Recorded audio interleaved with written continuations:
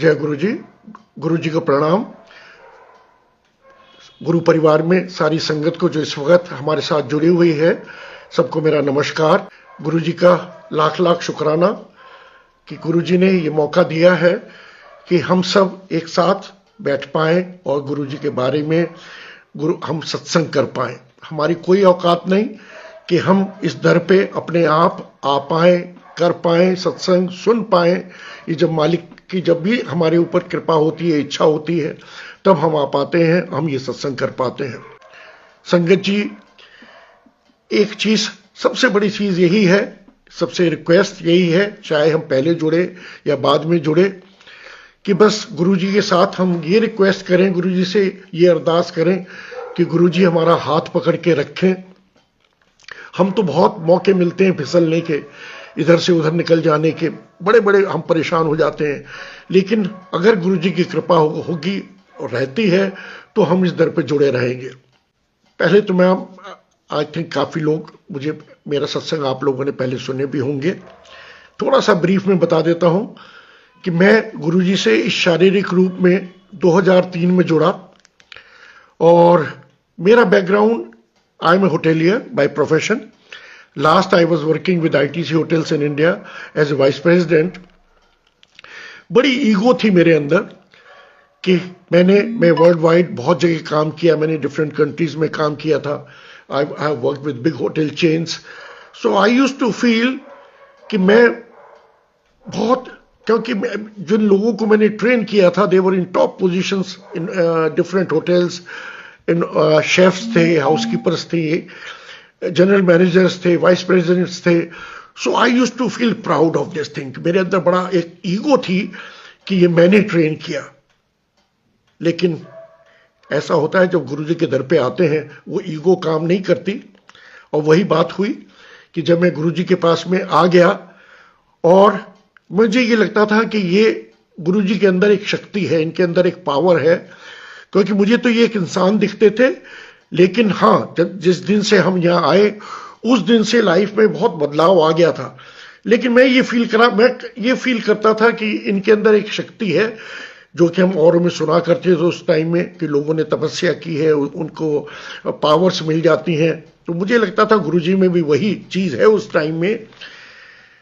और एक वक्त आता है जब गुरुजी इस चीज को दिखा देते हैं। जब हम गुरुजी के पास जाया करते थे तो वहां पर छोटे मंदिर में जाते थे, एम्पायर स्टेट जो लोग दिल्ली से फेमिलियर हैं, ये कुतुब मीनार से almost 1 kilometre further down towards Gurgaon उस एम्पायर स्टेट है, वहां पर एक विला था। उस विला में गुरुजी रहा करते थे और वहां पर शाम को संगत हुआ करती थी। हम लोग जाते थे अराउंड 7-7:30 हम आ जाते थे और वहां पर हॉल था। उस टाइम में अगर 100-150 लोग होते थे तो हम कहते थे आज बहुत संगत है। गुरुजी आते थे, हमारे बीच बैठते थे और वहां गुरबानी चलती होती थी। जब मैं पहली बार गुरुजी के पास गया और जो मुझे साथ लेके गए थे, हमने जैसे वहां एंटर किया तो मुझे बहुत अजीब सा लगा। सोच के गए थे कि हम गुरु के पास जा रहे हैं कि शायद कोई भगवा कपड़ों में कोई बैठे होंगे, कोई भभूत लगी होगी या कोई हवन हो रहा होगा, जोत जल रही होगी, लेकिन वहां ऐसा कुछ नहीं था। जब वहां गए, वहां देखा कि एक बड़ा अच्छा रेड कलर का कारपेट बिछा हुआ था, ऊपर एक शैंडेलियर था, लोग बैठे थे और एक बड़े अच्छे सुंदर, उस वक्त तो मैं कहूंगा गोल्डन कुर्सी थी, लेकिन वो गुरुजी का सिंहासन था, उसके ऊपर एक सज्जन बैठे थे जो कि शिफॉन के कपड़ों के अंदर येलो कलर का उन्होंने चोला पहना हुआ था, बोल्ड, और अरुण शौरी उनके पैर दबा रहे थे। पीछे मेनका गांधी एक तरफ बैठी हुई थी और राजेश पायलट जी की वाइफ आंटी वो पीछे खड़ी हुई थी। तो जैसे मैं उधर उनकी तरफ देखा तो मुझे बहुत अजीब सा लगा कि मैं ये कहां आ गया, मुझे लाया गया है कहां पर।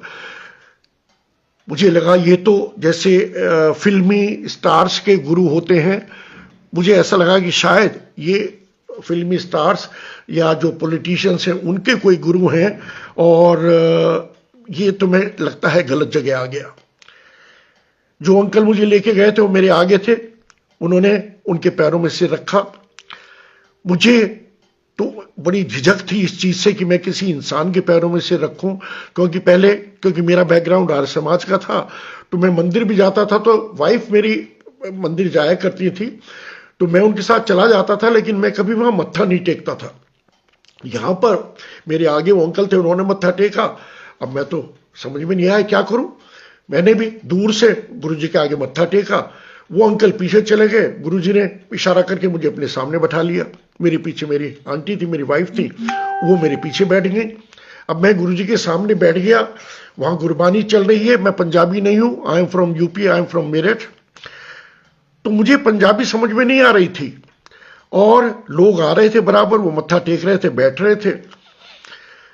गुरुजी की तरफ मेरी निगाह जैसे पड़े, गुरुजी मेरी तरफ देखें, तो मुझे उनके अंदर एक बहुत खिंचाव था और मुझे लग रहा था कि शायद गुरुजी मुझे हिप्नोटाइज कर रहे हैं। इतनी तेज थी उनकी आंखों में वो। आप संगत आजकल भी हम जब भी किसी गुरुजी के स्वरूप की तरफ देखते हैं, and we know that every स्वरूप ऑफ गुरुजी, चाहे वो लॉकेट है चाहे स्वरूप है, वो लाइव होता है। और उनकी आंखों में जब हम देखते हैं तो वही पावर आजकल भी हमें दिखाई देती है। और उस दिन तो मेरे समझ में नहीं आया, मुझे लगा कि मुझे हिप्नोटाइज किया जा रहा है। मैं बैठता था, देखता था उनकी तरफ से, मुझे क्या पता था, पागल था मैं, मुझे नहीं पता था कि गुरुजी मुझे ब्लेस कर रहे हैं उस दिन। एनीवे, वहां बैठे, वहां चाय प्रसाद आया, वहां पर बड़ा अच्छा लगा। गुरबानी चल रही थी, मुझे वो शब्द अभी भी याद है। उस दिन जो शब्द चल रहा था, मेहरा वाले साइयां रखी चरना दे कोल, लेकिन मैं पंजाबी नहीं समझता था इतनी ज्यादा, तो मैं सुन रहा था मेरे वाले साइयां रखी चरना दे कोल। और वही चीज तो हुई, गुरुजी ने अपना ही तो बना के अपने पास रख लिया। मैं कहता हूं चाहे वो मेहरा वाला है या मेरे वाले साइयां होके मैं उनके साथ रह गया। और उस दिन के बाद से इतने साल हो गए, करीबन 18 साल हो गए। अब मैं पीछे मुड़ के देखता हूं तो लगता है कि सारी जिंदगी मेरी गुरुजी के साथ थी। गुरुजी ने दिखा दिया पीछे का एक एक पल कि जो जो तेरी लाइफ में इंसिडेंट्स हुए हैं, क्योंकि मुझे गुरुजी ने बड़ी अपॉर्चुनिटीज दी to work in different countries. I worked in US, I worked in UK, I worked in Saudi Arabia. जहां जहां भी मैंने काम किए, मुझे ऐसी ऐसी अपॉर्चुनिटीज मिली वर्ल्ड लीडर्स के साथ में फोटोग्राफ्स खिंचवाने की, क्वीन के साथ में, क्वीन ऑफ इंग्लैंड के साथ में, मिसियों मित्रों के साथ में, बहुत लोगों के साथ ऐसे मौके मिले बीइंग होटेलियर। लेकिन जब मैं गुरुजी के पास में आता रहा, ईगो थी, मैं छिप छिप के आता था, चोरी चोरी आता था। एक दिन, और मैं चाहता था वहां पे लोग छोटी सी फोटो अपनी पॉकेट के ऊपर लगा के आया करते थे। शुरू में बड़ा अजीब लगता था कि ये क्या, ये अपना एक आइडेंटिटी कार्ड जैसे अपनी पॉकेट पे लगा रखा है, वो सब उसके साथ आ रहे हैं। लेकिन कुछ दिन बाद में मेरी भी इच्छा होने लगी मुझे भी फोटो मिल जाए। तो वहां पे मैंने सेवादार से कहा कि मुझे ऐसी फोटो मिल जाए। वो कहने लगे जब आपका एडमिशन होगा तो आपको ये फोटो मिल जाएगी। बड़ा अजीब लगा, एडमिशन कहाँ, मैं कोई किसी स्कूल में तो आया नहीं कि मेरा एडमिशन हो जाए। मुझे लगा कि शायद ये सेवा देना नहीं चाह रहे। एनीवे, कर कुछ नहीं सकते थे। कुछ दिन बाद, करीबन 3-4 महीने हो गए थे मुझे गुरुजी के पास जाते जाते। एक दिन गुरुजी ने पहले मेरी आंटी को आवाज दी। गुरुजी जब कुछ चीज दिया करते थे तो ये जरूरी नहीं था कि सब में बांटें। गुरुजी को पता होता था कौन है, नाम से गुरुजी बुलाते थे। तो उन्होंने आवाज दी ममता आंटी, और अपने पास बुला के उनके हाथ में एक स्वरूप दिया, लेके अपना पीछे चली गई। उसके बाद में कुछ और लोगों को बुलाया, मेरी भी इच्छा थी मुझे स्वरूप मिले। फिर लकीली उस दिन गुरुजी ने मेरा भी आवाज दी मुझे, मैं गया गुरुजी के पास, गुरुजी ने एक स्वरूप मुझे भी दे दिया। बड़ा अच्छा लगा, गुरुजी के हाथ से स्वरूप मिल गया। इन स्वरूप को हमने फ्रेम करवाया। फ्रेम कराने के बाद में वाइफ ने तो स्वरूप अपना अपने मंदिर बना रखा था, उसमें रख लिया।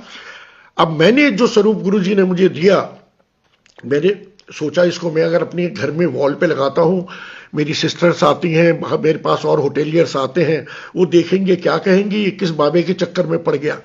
मैंने उस स्वरूप को, फ्रेम्ड स्वरूप को अपनी अलमारी में रख लिया।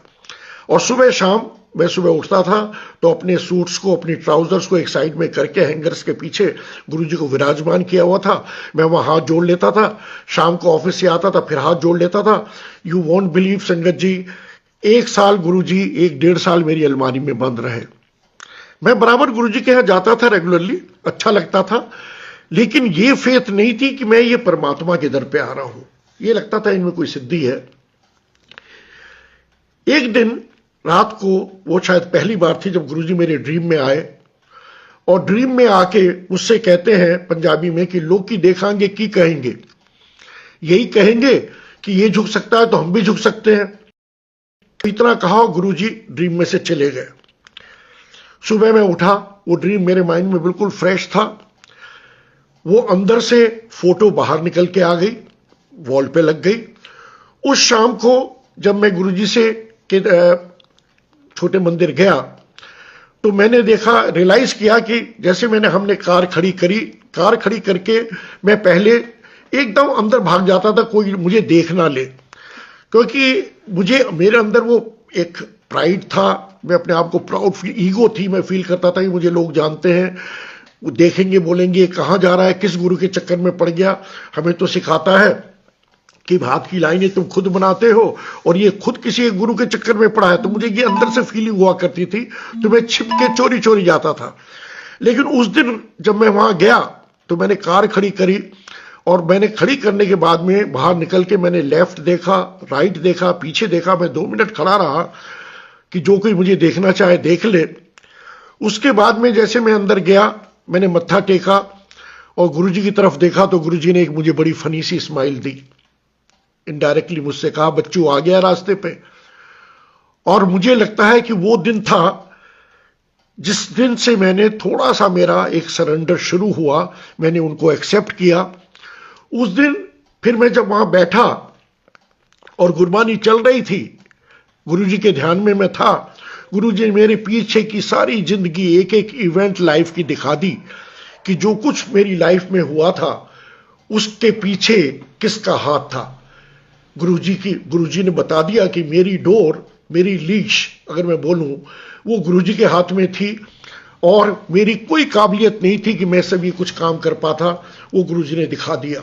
संगत जी, वो दिन था और आज का दिन है। अब मुझे पीछे मुड़ के देखने की जरूरत नहीं पड़ती, बिकॉज जो कुछ लाइफ में होता है मुंह से यही निकलता है, मालिक तेरा शुक्राना। बड़ी बड़ी चीजें मेरे लाइफ में हुई, बहुत बहुत चीजें हमारी लाइफ में होती हैं, लेकिन जब गुरु हमारे साथ होता है तो फिर हमें उन चीजों की परवाह नहीं होती। गुरु जी हमें यही सिखा रहे हैं कि तुम सब चीजों को मेरे ऊपर छोड़ दो, सरेंडर कर दो। मुझसे भी लोग कहते थे सरेंडर करो, मुझे समझ में नहीं आता था कि सरेंडर क्या होता है। कोई जेब में से पर्स निकाल के मैं सामने रख दूं, क्या उसको सरेंडर बोलेंगे? नहीं समझ आता था। ये धीरे धीरे समझ में आया कि सरेंडर का मतलब है कि जो कुछ हो रहा है लाइफ में, whatever is happening, whatever you are going through, just accept it. जो होना था वो हो गया, और जो होना है वो होगा। गुरुजी ने ये नहीं कहा कि तुम मेरे पास आए हो तो तुम्हें बीमारी नहीं आएगी, तुम्हें प्रॉब्लम नहीं आएंगी, तुम्हें तंगी नहीं आएगी। गुरुजी ने खाली हमें एक प्रॉमिस किया कि अगर तुम मेरे दर पे आए हो, तुम मेरे पास हो और तुम मुझे मानते हो, तुमने सरेंडर किया है, तो तुम्हारी लाइफ स्मूथली कट जाएगी। प्रॉब्लम्स तो आएंगी, वो तो मेरे कर्म हैं, जो कुछ मैंने किया है, अच्छा कर्म किया है तो अच्छी चीजें होंगी मेरे साथ में। जो बुरे कर्म मेरे करे हुए होंगे तो भुगतने तो अभी पड़ेंगे, क्योंकि हमारी जर्नी है क्या, हमारी एक्चुअल जर्नी तो गुरुजी में मर्ज होने की है। गुरुजी क्या है? गुरुजी तो वो डिवाइन एनर्जी है जिसको बोला एक ओंकार, वो ओम, वो साउंड ऑफ ओम। गुरुजी तो वो है। और गुरुजी कहा करते थे कि मैं तो लाइट में से आया हूं, मैं लाइट में चला जाऊंगा, मैं ओम हूं। तो बहुत अजीब लगता था कि क्या कह रहे हैं गुरुजी, मैं लाइट में से आया हूं, लाइट में चला जाऊंगा, मैं ओम हूं। गुरुजी सब, कोई पूछता था गुरुजी से, हर एक को कहते थे मैं ब्रह्मा विष्णु महेश सब मैं हूं। माता रानी कहते थे मेरी धी है। और हम ये देखते थे कि लोग अपने सत्संग बताते हैं, जो जिस रिलीजन को मानता था, गुरुजी ने क्रिश्चियंस को जीसस क्राइस्ट दिखाए, उन्होंने मुस्लिम्स को काबा दिखा दिया, जो साईं बाबा को मानते थे उनको साईं बाबा के दर्शन कराए, माता रानी के दर्शन कराए। और आजकल भी ये सब हम सबके साथ हो रहा है। हम जिसको भी, हमारी जहां से फेथ रही, हम जिस रूट से आए, गुरुजी ने सबसे पहले हमें उस चीज के दर्शन कराए और उसके बाद में हमें ये रियलाइजेशन करवाया कि तुम जिस रास्ते से भी आए हो, तुम जिसको मानते हो, उसने वो लाके तुम्हारा हाथ मेरे हाथ में देता है। और यही बात होती है संगत जी, क्योंकि हम भूल जाते हैं, हम उनसे चिपक जाते हैं। एक्चुअली गुरुजी कहते हैं ये तो तुम्हारी क्लासेस हैं। अगर तुम क्लास 1 में हो, एक टीचर के साथ में हो, क्लास 2 में आए दूसरी टीचर है, तो हमारी लाइफ में भी ये जो हमने जिसको फॉलो किया, किसी पहले गुरु को फॉलो किया, या हमने किसी धर्म को फॉलो किया, या हम जिस भी रूट से आए, वो सब हमारी सीढ़ी थी और उन्होंने हमें एक एक सीढ़ी ऊपर पहुंचाया। अगर हम उस रूट से नहीं आते तो शायद वो मेरा रास्ता पूरा नहीं होता, क्योंकि हम सबकी जर्नी अलग अलग है। तो वो हमारी जर्नी, उस जर्नी में वो एक हमारा एक सहारा था, वो मूवमेंट था, वो रिलीजन था जिसको भी मैं फॉलो करता था। लेकिन अब जब हम गुरुजी के दर पे आ गए तो हमें ये पता चल गया कि इसके आगे अब और कोई दर नहीं है।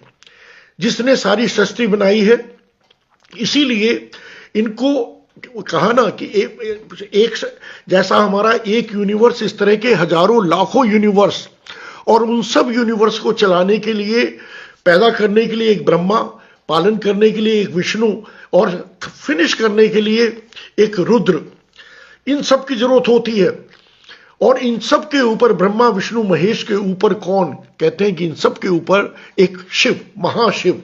और वो महाशिव कौन? वही गुरु जी, वही एक ओंकार। गुरु नानक देव जी ने इस चीज को क्लियरली बताया कि वही, जिस एक ओम का मतलब हो गया कि जो एक एक यूनिवर्स को चलाने वाला है, और उन सब के ऊपर जो एक है, एक ओंकार, एक ओम, ये वही गुरुजी हैं।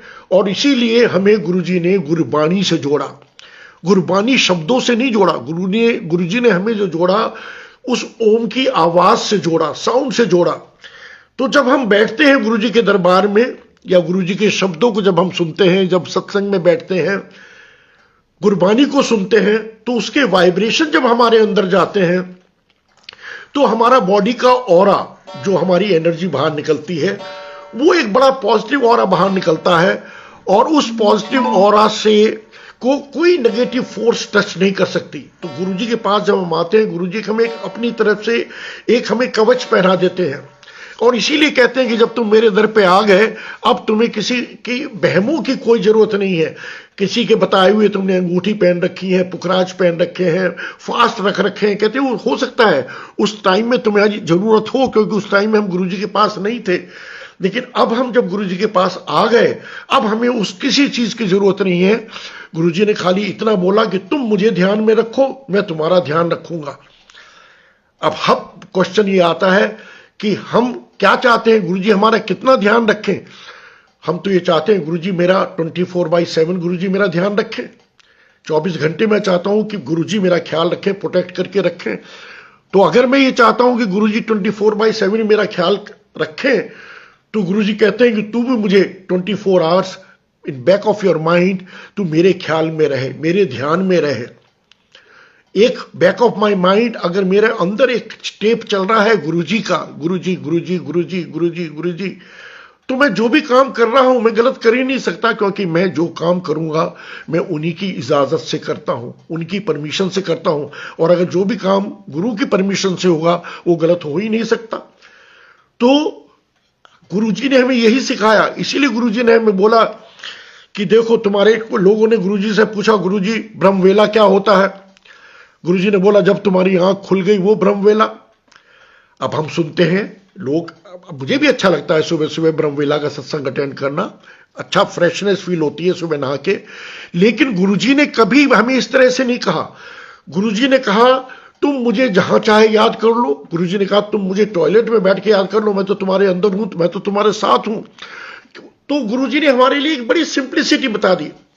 और एक और चीज अब हम देखते हैं ये पेंडेमिक के पीरियड में क्या हुआ। हम पहले सोचा करते थे कि गुरुजी का सत्संग का मतलब है कि एक बहुत बड़ा आलीशान हम एक गुरुजी का चोला लेंगे, उनके लिए बड़े फूल लगाएंगे, बड़ा अच्छा अरेंजमेंट सारा होगा।